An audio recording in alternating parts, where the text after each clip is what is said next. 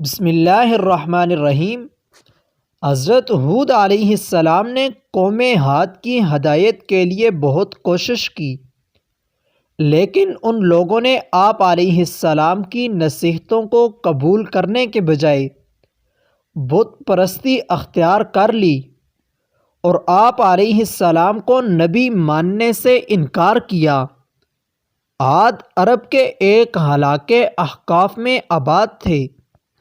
یہ علاقہ عمان اور حضر موت کے درمیان واقع ہے۔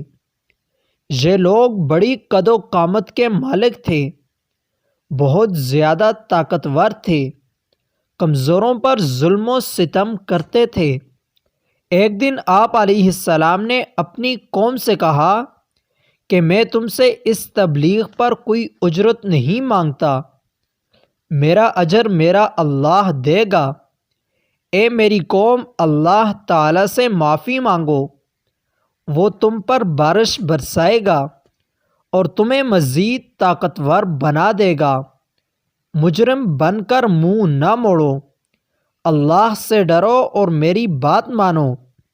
مگر انہوں نے آپ کی ایک بات نہ مانی اور تکبر اور ناشکری کرنے لگے۔ یہ ظالم قوم نوح کی طرح آپ کا مذاق اڑاتی رہی۔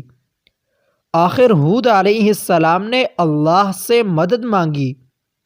اللہ نے ان کی درخواست قبول فرمائی۔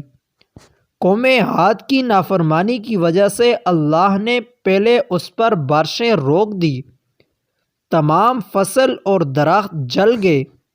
لوگ بارشوں کی آرزو کرنے ایک دن آسمان پر کارے بادل چھا گئے اور قوم عاد کے لوگ کہنے لگے کہ اس سے ہمارے لیے بارش برسے گی اور خوش ہونے لگے۔ لیکن ہود علیہ السلام نے اپنی قوم سے کہا کہ یہ رحمت کے بادل نہیں بلکہ عذاب کے بادل ہیں، لیکن انہوں نے آپ کی نہ سنی اور خوش ہوتے رہے۔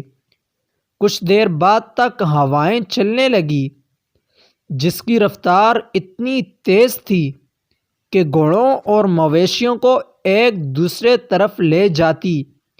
ایک ہفتے تک یہ ہوائیں چلتی رہیں۔ پھر ریت کا طوفان آیا جس نے ہر چیز کو تہس نہس کر دیا اور ان کے گھروں کے سوا کچھ نہیں بچا۔